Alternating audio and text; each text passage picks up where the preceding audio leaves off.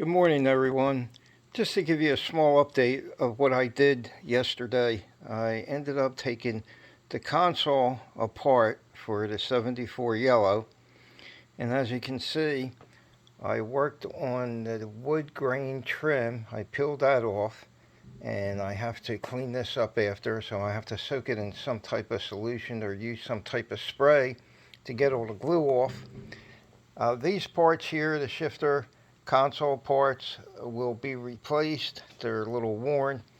The lighter, I don't know if you can see inside of there, but that's shot, so I'm going to replace the lighter and the lighter housing.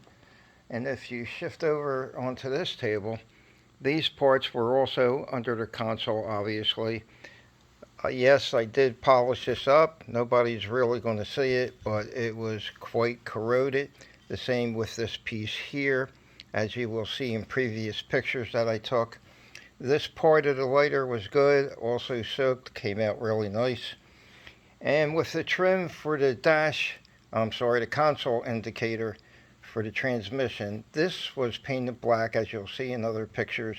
I soaked this overnight.